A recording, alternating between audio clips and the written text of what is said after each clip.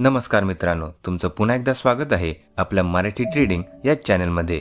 आज आपण box trading स्ट्रॅटेजीचं एक live market example step by step समजून घेणार आहोत.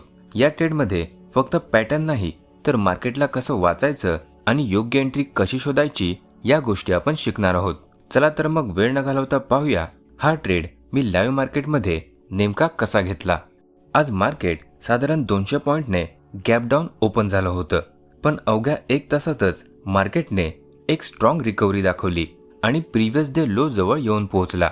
आता आपण बॉक्स ट्रेडिंग स्ट्रॅटेजीच्या व्हिडिओमध्ये हा सिनारिओ डिस्कस केला होता. जर मार्केट एखाद्या स्ट्रॉंग मूव्ह सोबत प्रिव्हियस डे लो जवळ आला तर इथे 2 पॉसिबिलिटीज तयार होऊ शकतात. पहिली म्हणजे प्रिव्हियस डे लो ला रेजिस्टन्स म्हणून रिस्पेक्ट करून मार्केट एक डाऊनसाइड मूव्ह देऊ शकतो, आणि दुसरी म्हणजे ही लेवल ब्रेक करून मार्केट अपसाइड कंटिन्यू देखील करू शकतो. आता या स्ट्रॅटेजीनुसार आजच्या ट्रेडमध्ये मार्केट स्ट्रॉंग मूव्ह सोबत प्रिव्हियस डे लो जवळ आला होता आणि या लेवलवर सुरुवातीला थोडी रिॲक्शन देखील दाखवली होती. पण ही डाऊनसाइड रिॲक्शन फार काळ टिकली नाही, कारण मार्केटने लगेचच एक स्ट्रॉंग बुलिश कॅन्डल तयार करून बायर्स अजूनही मार्केटमध्ये ॲक्टिव्ह असल्याचं दाखवून दिलं. आणि यामुळे माझा व्ह्यू क्लिअर झाला की जर प्राइस पुन्हा या लेवलला रिटेस्ट करायला आलं तर मी इथे बायची अपॉर्च्युनिटी शोधणार. आता या ट्रेडमध्ये मी कोणत्या चुका अवॉइड केल्या आणि कोणत्या कन्फर्मेशनची वाट पाहिली ते समजून घेणं जास्त महत्त्वाचं आहे. जेव्हा ही रेड कॅन्डल तयार झाली तेव्हा तिची अप्पर वीक पाहून अनेक ट्रेडर्स सेल साईडचा विचार करतात, कारण ही वीक लिक्विडिटी ग्रॅप सारखी दिसत होती. पण फक्त वीक पाहून एंट्री घेणे ही ॲग्रेसिव्ह एंट्री ठरते. कन्फर्मेशन शिवाय अशा एंट्री अनेक वेळा ट्रॅप ठरू शकतात. आता इथे पुढच्या कॅन्डलने मागच्या रेड कॅन्डलचा लो देखील ब्रेक केला होता, पण जर सेलर्स खरंच स्ट्रॉंग असते तर या कॅन्डल नंतर मार्केटने जोरदार डाऊनसाइड कंटिन्युएशन दाखवलं असतं. पण तसंच झालं नाही. प्राइस या लेवल खाली सस्टेन करू शकला नाही, म्हणून या ठिकाणी सेलची एंट्री घेणे माझ्या सेटअपनुसार पूर्णपणे चुकीचं ठरलं असतं. आता दुसरी चूक म्हणजे धावता मार्केटला चेस करणे. समजा तुम्ही या सेल ट्रॅपमधून वाचलात आणि या ग्रीन कॅन्डलने या रेड कॅन्डलचा हाय ब्रेक केला, म्हणून लगेच इथे बायची एंट्री घेतली. अनेक बिगिनर ट्रेडर्स याच ठिकाणी एंट्री घेतात, पण ही देखील एक ॲग्रेसिव्ह एंट्री आहे, कारण कोणतेही बुलिश कॅन्डल म्हणजे कन्फर्मेशन नसतं. असंही होऊ शकतं की ही कॅन्डल फक्त ट्रॅप असेल आणि लगेचच मार्केट पुन्हा डाऊनसाइड मूव्ह देईल. म्हणून मी धावत्या मार्केटमध्ये एंट्री न घेता पेशन्स ठेवला आणि रिटेस्टची वाट पाहिली. जवळपास 10:50 मार्केट पुन्हा प्रिव्हियस डे लो जवळ आला.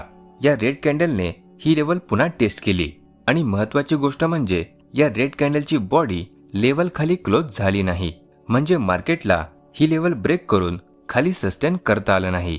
आणि हे होतं माझं दुसरं कन्फर्मेशन.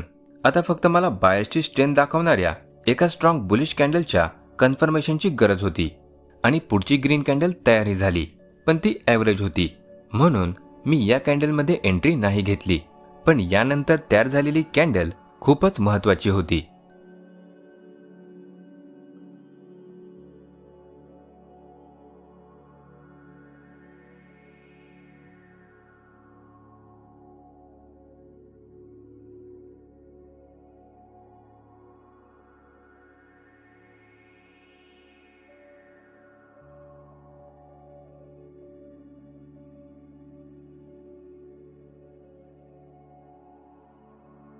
या कॅन्डलने आधी लेवल खाली जाऊन लिक्विडिटी कलेक्ट केली आणि लगेचच बायर्सने प्राइसला जोरदार पुश केलं, म्हणून या कॅन्डलची लॉंग लोअर वीक बायर्सची स्ट्रेंथ स्पष्ट दाखवत होती. आणि हे कन्फर्मेशन भेटल्यावर मी या कॅन्डलच्या हायच्या थोडा वर माझी एंट्री लावली. स्टॉप लॉस या कॅन्डलच्या लोच्या थोडा खाली ठेवला आणि टार्गेट ठेवलं पुढची लिक्विडिटी लेवल, जो प्रिव्हियस डे हाय जवळ होता. आता या एका ट्रेडमधून पेशन्स, कन्फर्मेशन आणि डिसिप्लिन या तिन्ही गोष्टी किती महत्त्वाच्या आहेत हे समजून येतं. जर तुम्हीही अशा प्रकारे प्रत्येक कॅन्डलला समजून प्रत्येक मूव्ह ॲनालाइज करून ट्रेड घ्यायला सुरुवात केली तर हळूहळू तुमचा कॉन्फिडन्स वाढेल, ट्रेडिंगमधली घाई कमी होईल आणि तुमच्या चुकीच्या एंट्रीज देखील कमी होतील. इथे अजून एक महत्त्वाची गोष्ट समजून घ्या. ट्रेडिंगमध्ये टार्गेट किती वेळात हिट होईल याचा कोणताही ठराविक नियम नसतो, आणि याचं उदाहरण म्हणजे आपली या आधीची लाईव्ह ट्रेड. या ट्रेडमध्ये मी जवळपास 11 वाजता एंट्री घेतली होती, पण माझं टार्गेट हिट व्हायला मला थेट दुपारी 3 वाजले. त्यानंतर फ्रायडेला माझ्या सेटअपप्रमाणे एकही ट्रेड मिळाली नाही, त्यामुळे पूर्ण दिवस मी एकही ट्रेड घेतली नाही. आणि आजच्या या ट्रेडमध्ये तुम्ही पाहू शकता की एंट्री घेतल्यानंतर जवळपास 1 वाजेपर्यंत आपलं टार्गेट अचीव झालं आहे. म्हणजेच प्रत्येक ट्रेड वेगळी असते. कधी टार्गेट काही मिनिटात मिळतो, तर कधी काही तास लागतात आणि कधी कधी सेटअप तयारच होत नाही.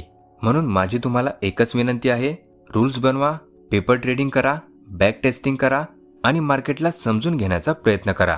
कारण प्रत्येक ट्रेड तुम्हाला प्रॉफिट देईलच असं नाही, पण प्रत्येक ट्रेड तुम्हाला काहीतरी नवीन शिकून जाईल हे नक्की. आजची ही लाईव्ह ट्रेड ॲनालिसिस तुम्हाला कशी वाटली हे कमेंटमध्ये नक्की सांगा. आणि अशाच प्रॅक्टिकल लाईव्ह ट्रेडिंग एक्झाम्पलसाठी चॅनलला सबस्क्राईब करायला अजिबात विसरू नका. भेटूया पुढच्या भागात आणखीन एका लाईव्ह सेटअप सोबत.